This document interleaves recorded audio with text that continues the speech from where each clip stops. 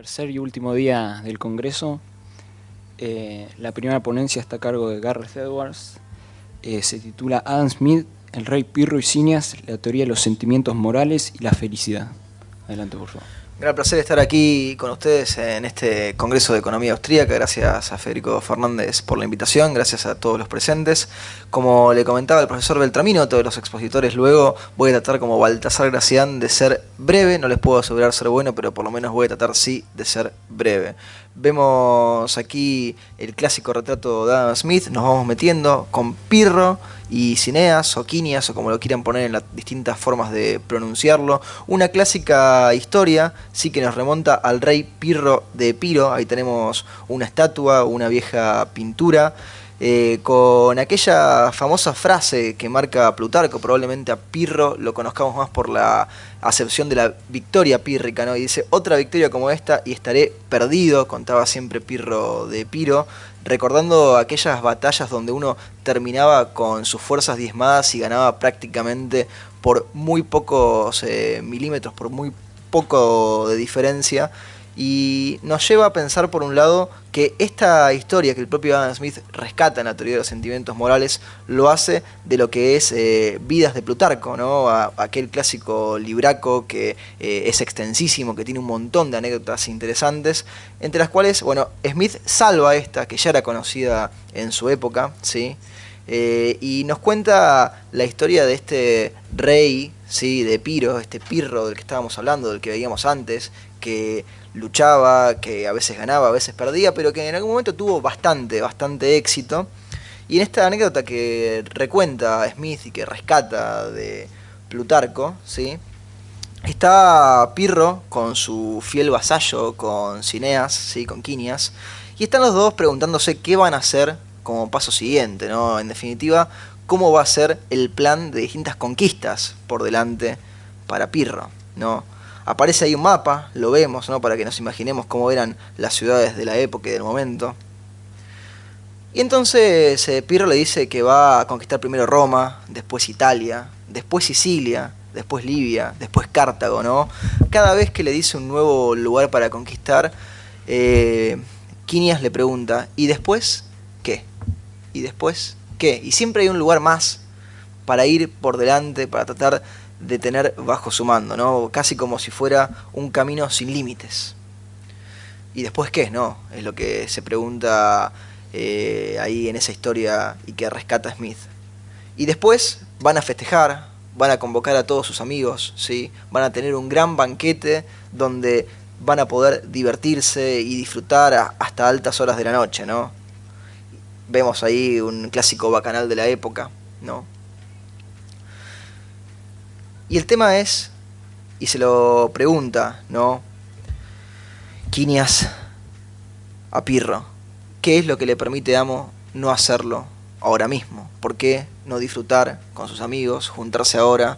¿Por qué siempre un paso más en esa conquista, ¿no?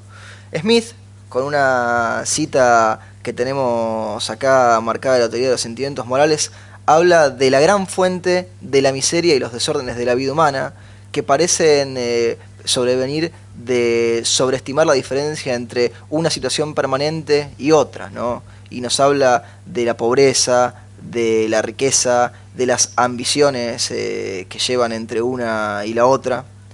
Marcamos acá algunos puntos, ¿sí? Esto que me interesaba, que lo leía hace algún tiempo y que conectaba, ¿no?, con esto de la cinta hedonista o el hedonic treadmill, ¿no?, que hay un paper bastante interesante de Dávila y de Ilovich que habla de la diferencia o de la simetría, ¿sí?, del sesgo que se da entre cómo sentimos cuando estamos corriendo, por ejemplo, el viento en nuestra contra, cuando el viento está en contra nuestra, y cómo no nos damos cuenta cuando el viento nos favorece, ¿sí?, que está acompañándonos detrás y ayudándonos a hacer las cosas más simples, ¿no? Vemos acá con esta cinta tratando de perseguir algo que parece imposible, ¿no?, el horizonte del sol o aquella vieja zanahoria atada con un palo. Aristóteles se preocupaba también por esto que le preocupaba a Smith, ¿no? Y nos decía, si ahí lo tenemos a Aristóteles, que nadie elegiría vivir sin amigos y sin amistades, incluso si tuviera todos los otros bienes posibles, ¿no? Y marcaba también que la verdadera felicidad no estaba ni en la riqueza, ni en los honores, ni en los placeres, ¿sí? Porque en definitiva dependían de otros y podían desaparecer de un minuto al siguiente. Es decir, esto no sería la felicidad para Aristóteles, ¿no? Tener ahí el dinero y los premios y los lentecitos. El punto, ¿sí?, es que Adam Smith resurge nuevamente y se pregunta por la posibilidad de marcar lo bueno y lo malo, de poder disfrutar, ¿sí?, en ese momento de lo que estamos viviendo, ¿no? Y les dije que iba a ser breve, que iba a tratar de mantenerlo corto, que era solamente para motivar un poco de discusión y para ver cómo Smith, ¿sí?, se preocupaba porque tratáramos de vivir un poco mejor y no solamente por las cosas por las que es más conocido, ¿no? Smith nos preguntaría, ¿y luego qué? ¿No? Así que ahí estamos. Muchas gracias. Bueno, muchísimas gracias. ¿Preguntas? ¿Preguntas ahora o después? Ahora. Perfecto. Muy bien. ¿Alguna pregunta? Acá hay una. Sí, sí. El mic. Bueno, ahí viene. Así puede salir con la cámara. ¿De primera? No, no puedo quejar. La verdad que no. Gracias. Hola, mi nombre es Gilberto y Sí. quisiera saber, porque pues no conozco, no he podido todavía leer la obra de los teoría de los sentimientos morales, pero por lo que nos dices me recuerda mucho partes o por lo menos propósitos similares en la ética de los epicureos. Sí. Algo de esto es explícito en el mismo Smith y tiene que ver propiamente con esta historia que nos cuentas en torno a Pirro y demás, o en absoluto tiene que... Es muy interesante ese punto, Gilberto, porque con Smith, si bien no toca a los epicúreos directamente, sí toca a unos amigos que eran contemporáneos y que en definitiva se contraponían, que eran los estoicos. Entonces, mucho se discute actualmente incluso sobre si Smith tiene o no tiene posturas estoicas. Hay una corriente, digamos, mayoritaria que dice que sí, que toma mucho de los estoicos, o por lo menos los rescata cuando habla de los antiguos y de la antigua Grecia, y que tendría una visión cercana al estoicismo. Luego hay algunos autores expertos en Adam Smith más recientes, como María Pia Paganelli, que marcan, hay un paper que está presentando hace poco, que lo presentó este año, donde dice que en realidad Smith no sería un estoico, sino que más bien sería un antiestoico. Pero en el fondo el rescate a los antiguos, en la antigua Grecia, es muy patente en Smith, y en especial en la teoría de los sentimientos morales, donde le dedica varios párrafos y varios capítulos a esa cuestión. Así que sí, hay una hilación directa, no tanto con los epicúreos, pero sí con unos amigos y con unos primos que, digamos, que están ahí cerca ambos. Bien, ahí, profesor Landoni. Yes. Sí, sigo con lo mismo, Garrett. ¿No podríamos decir que Smith no era estoico, no sé si antiestoico, como dice María Pía, pero no podríamos decir que para Smith los estoicos eran una referencia, aunque alejada, pero referencia hacia dónde mirar? Bueno, Landoni, querido, yo coincido en que el estoicismo es completamente necesario para poder entender por lo menos una parte de la teoría de Smith, principalmente aquella que tiene que ver con la corrección de nuestras conductas y con la mesura de las mismas. Smith le preocupa mucho esto de lo que él llama la propriety, es decir, las conductas apropiadas y cómo mejor armonizar con las conductas y con los sentimientos de los demás. Entonces, en ese punto, el estoicismo le da la posibilidad de encontrar una manera de morigerar los sentimientos y morigerar también así las conductas. En la postura, digamos, contraria, si tomáramos por ejemplo la de Paganelli, con el antiestoicismo de Smith, si pensáramos que eso es lo que Smith defiende, veríamos que para Smith el estoicismo es un paso previo a una sociedad en la cual ya no hace falta tener que cuidarse tanto de mostrar los sentimientos. Imaginemos que en sociedades más salvajes, donde la vida es más cruenta, es más lógico poder o tener que desconectarse de lo que uno siente, mientras que en sociedades más ligadas a lo comercial, a los intercambios donde no hay problemas, dicen estos otros autores, no haría falta tener que demostrar tanta mesura o tener que ocultar tanto lo que uno realmente siente de todo. Bien, ¿alguna otra pregunta? ¿No? Ah, y el profesor Beltramino, y después tenemos ya otra mamera. Perdón, sobre lo último, Sí. vos deciste varias veces ocultar. A mí me parece que Smith dice más de nivelar, de promediar, de, bueno, tratar de morigerar, no es exactamente ocultar. Por eso te digo si fue un lapsus o si pensás que No, es ocultar. a ver, cuando dije ocultar lo tenía presente ahí Beltramino. El punto me parece tiene que ver con una discusión que no termina tampoco de resolverse del todo, que en Smith sí está más claro, pero luego en los comentaristas de Smith no tanto, es si el hecho de armonizar con el otro y morigerar las pasiones lleva a una morigeración efectiva de las pasiones o solamente una morigeración de la exteriorización de esas pasiones. Es decir, Smith diría sí, uno modifica su conducta y al modificar su conducta también modifica lo que siente sobre lo que está haciendo. Mientras que otro segmento de la doctrina diría no, en realidad uno lo único que hace es lo externo y lo interno sigue siendo lo propio de uno. Otros dirían que en realidad ese es un psicópata y en el fondo lo que está haciendo es modificar lo que hace pero no lo que piensa o lo que siente. Bien, allá teníamos otra.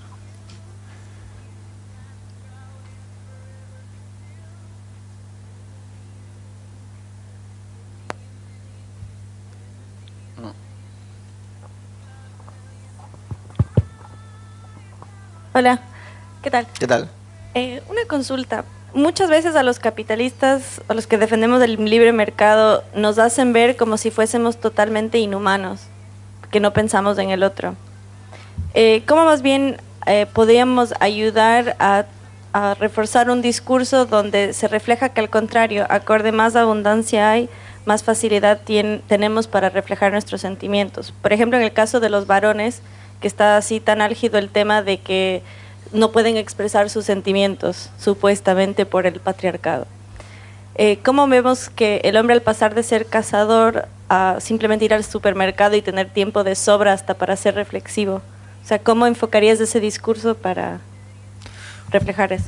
Bueno, si lo tomamos desde el punto de vista de Smith y aquella vieja discusión que ha quedado perimida, por lo menos por la mayoría de los autores, aquel Das Adam Smith Problem, que no es tal, sino más bien un Smith que muestra un anverso y un reverso de la misma moneda, ¿sí? Un Smith en la teoría de los sentimientos morales, que es ese Smith más bueno, por lo menos para la gente, y el Smith más egoísta, por lo menos para algunos, de la riqueza de las naciones, nos da cuenta de que la posibilidad de utilizar la simpatía, bien entendida, esa cualidad imaginaria para ponernos en la situación del otro y entender o tratar de entender lo que el otro siente, ¿no? Cuando hablábamos antes de la armonía de los sentimientos, nos permite primero ubicarnos en la posición del otro al momento de hablar de los temas y no hacerlo de una manera, digamos, más despojada o más desconectada de lo que la gente siente, ¿sí? Porque cuando uno a lo mejor trata los temas de una forma más racional o más fría o más